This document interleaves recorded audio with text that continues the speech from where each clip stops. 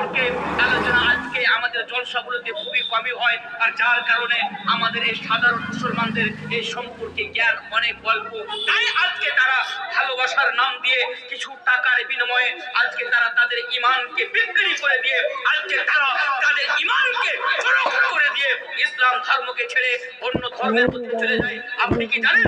আপনার সামনে সত্যিকার একটা ঘটনা রাখছি। এটা হচ্ছে মুর্শিদাবাদ। এই মুর্শিদাবাদের ডিস্ট্রিক্টের পাশে একটি ডিস্ট্রিক্ট আছে, ডিস্ট্রিক্টের নাম হলো মালদা।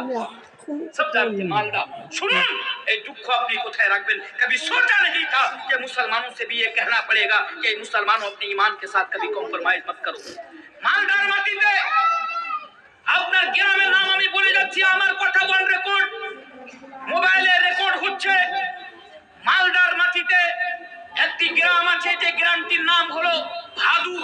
ওই ভাদু গ্রামে কয়েকজন যুবক ছেলে, কয়েকদিন আগে আমি শুনতে পেলাম ওখানকার একজন লোক বললো যে মিনিমাম 25 জন যুবক ছেলে একসাথে ইসলাম ধর্মকে ছেড়ে দিয়ে অন্য ধর্মের মধ্যে চলে গিয়েছে। ওই 25 জন যুবক ছেলে তারা কারা? আমার আপনার ভাই। আমার আপনার বাড়িতে জন্ম, মুসলমানের বাড়িতে জন্ম, কিন্তু আজকে 25 জন যুবক ছেলে ওই গ্রাম থেকে